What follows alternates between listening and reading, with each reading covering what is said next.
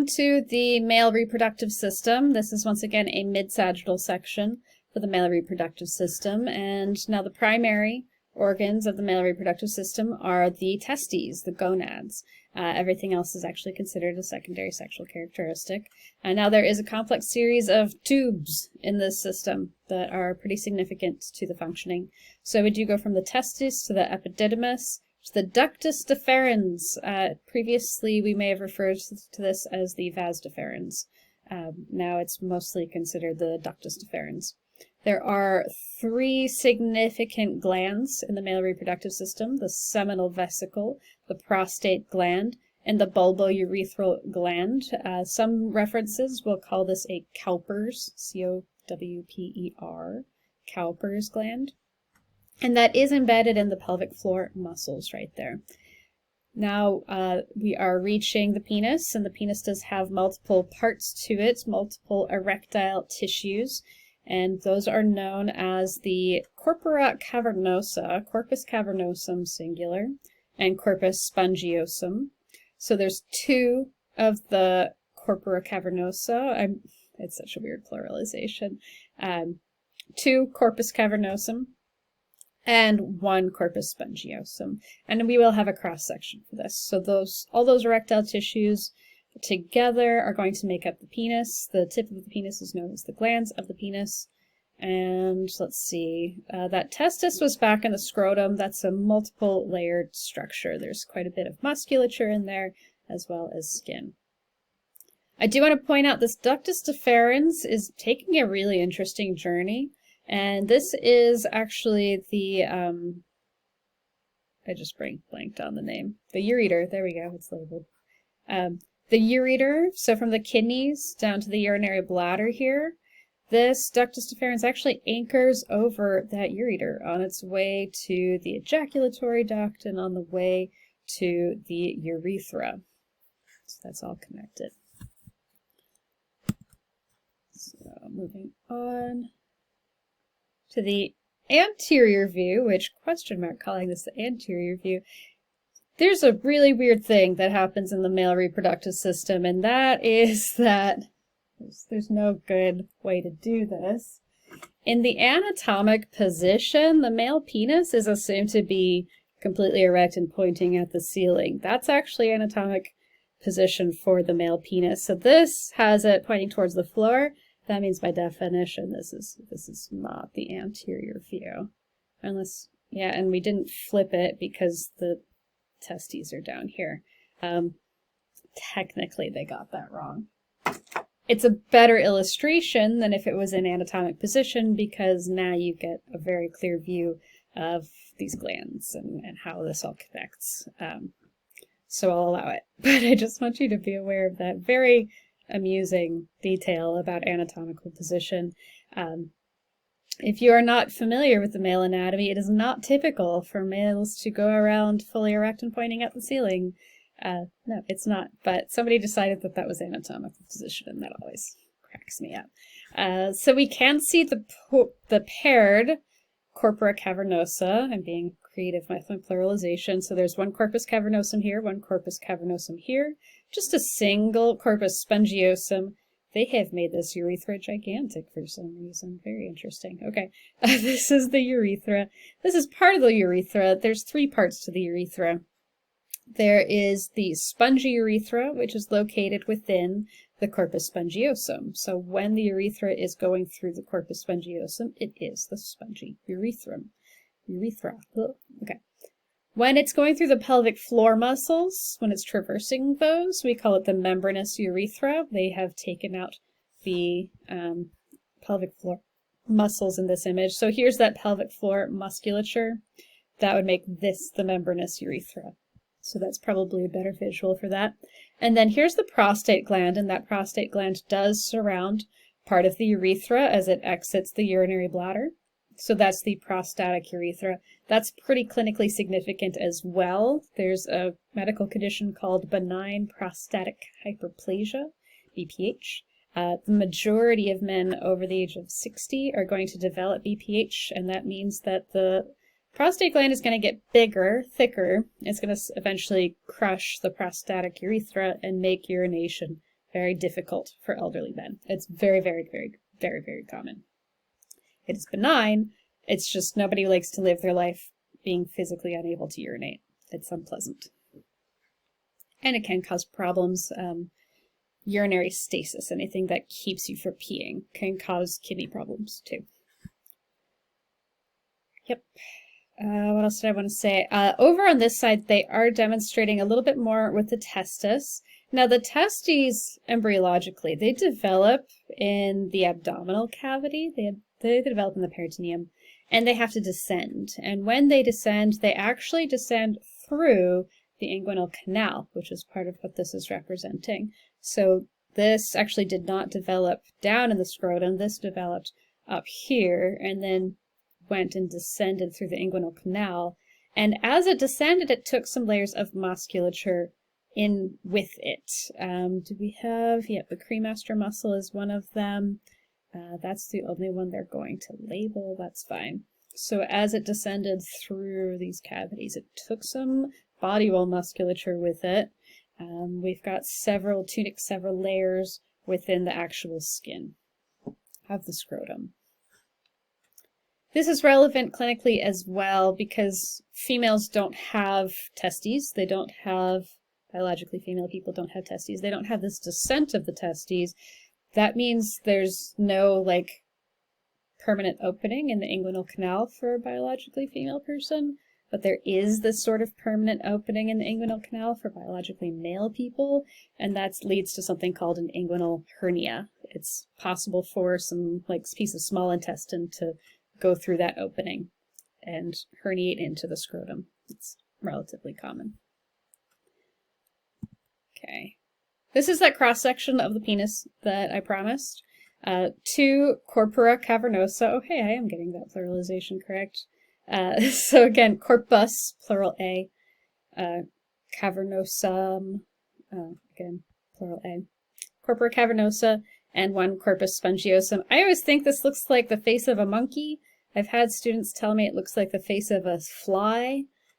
Whatever, it's fine. This is the dorsal surface, this is the ventral surface. So you see that I'm correct that the surface with the corpus spongiosum, which is here, corpus spongiosum is here, corpus cavernosum is here.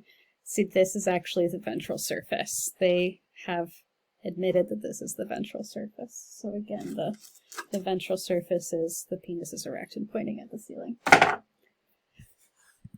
Good use of a pen, a marker. I'm pretty happy with that. I usually use my arm, but it gets a little obscene. I'm not going to put that on a video.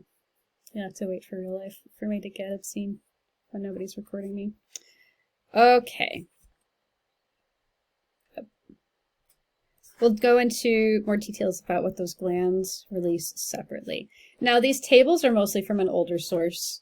The images I've mostly updated to your textbook images, and I will rant a little bit later about why I felt the need to do that. There's a few reasons I felt the need to do that. Spermatic development is occurring in a structure known as the seminiferous tubule. So if you were to cut open the testes, you would find that there are separated lobules. There's these connective tissue septa dividing it into lobules, and within those lobules are seminiferous tubules. And if you do a cross-section of a seminiferous tubule, you do get something that looks like this. Now again, during meiosis and mitosis, we already covered a little bit about the developing sperm, starting from spermatogonia, mitosis, primary spermatocytes, meiosis 1, secondary spermatocytes, meiosis 2, spermatids, and then so you're developing from the outside in towards the lumen, right? Down here you have little spermatids that eventually develop into full-fledged sperm cells. That full-fledged sperm cell will have a head, midpiece or body, and a tail. That tail is a single flagellum, one flagella. That midpiece has one spiraling, very, very long, very, very important mitochondria in order to give a lot of energy to the sperm cell. That head has the nucleus as well as an acrosome. That acrosome has these like digestive enzymes, and those digestive enzymes are going to have to break down the outermost layer of the ovum so that the sperm can implant into the ovum. Outside of the seminiferous tubules, you do have interstitial cells, sometimes referred to as Leydig cells, and those are a really important source of testosterone. So the testes do produce testosterone, which is important for development of secondary sexual characteristics, like the body fat distribution, facial hair, deepening voice, full descent of testes. Now again, we did cover this in meiosis. This is just a very brief review. So I will leave it at that. Now, I did mention this in female reproductive, LH and FSH. While these are named after female reproductive system structures, male reproductive system has FSH and LH as well. So just like the female system, in the male system, the hypothalamus releases GnRH, gonadotropic releasing hormone. That triggers the anterior pituitary to release LH and FSH. The role here is different. It's not this monthly cycle. It's sort of an ongoing process, and it's an ongoing process related to mostly spermatogenesis, the development of sperm. So both LH and FSH ultimately are going to cause more spermatogenesis. So FSH directly targets the sustentacular cells of the seminiferous tubules. Those are the support cells. They're also known as nurse cells. They help with the mitosis and meiosis of developing gametes. That's what they're there to do. So FSH directly supports those cells that support spermatogenesis. LH targets the interstitial cells to produce testosterone. And of course, that's going to be about secondary sexual characteristics, but it turns out that testosterone also helps with spermatogenesis. It supports spermatogenesis as well. Now, if you have too much of anything, you know your homeostatic mechanisms say that if something is too high, you need to bring it down. So too much testosterone in the system is going to be inhibitory to the hypothalamus and the pituitary. So elevated testosterone is going to send signals to the brain to say, stop producing gonadotropins. Just like any homeostatic mechanism, if something is high, you want it low. If something is low, you want it high. So if we have low testosterone, that means we'll produce more GnRH, more LH, more FSH. But if testosterone gets too high, that sends inhibitory signals to reduce GnRH, LH, FSH. Likewise, FSH, too much of that, causes the release of inhibin, which is going to directly inhibit the anterior pituitary to reduce the amount of LH and FSH. So it's always the same story. Homeostasis is always the same story, okay? If it's too high, we need it low. If it's too low, we need it high. It's the same story, so it doesn't need to be unpredictable. Okay. You know this. Hopefully you know this. We did that. Let's do one other thing based on this right here. Let's follow the path of that developing sperm from here. So seminiferous tubules of the testes, and there's some other ducts in here that we're going to ignore. The next step is the epididymis. The next step is the ductus deferens. From ductus deferens, it's going to go through briefly what's known as the ejaculatory duct. That's actually just this little piece right here, the junction of the ductus deferens to the seminal vesicle. That's the ejaculatory duct. Once here, it's in the prostatic urethra, membranous urethra, spongy urethra, external environment. Now keep in mind that urethra is a shared structure between the reproductive system, and here you can see the urinary system. So that prostatic urethra from the urinary bladder meets up with the ejaculatory duct. And so both ejaculate as well as urine will pass through this urethra in the male system, meaning that there's one hole for both urine and reproduction, one hole for the digestive system. Two holes. Let's head on back to, yeah, That's where we were. Good.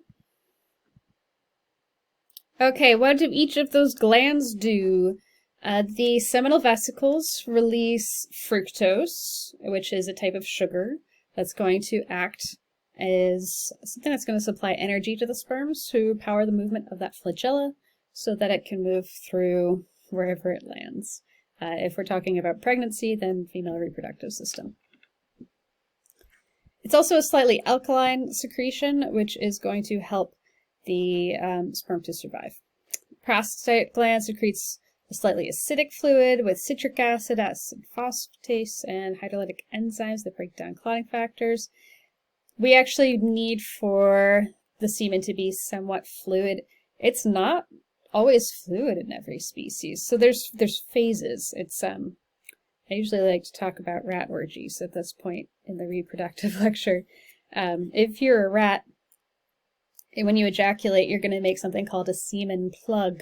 That means that if your female rat companion has sex with any other males, even if they ejaculate, they're not going to be able to inseminate her because there's a plug physically blocking them from their insemination.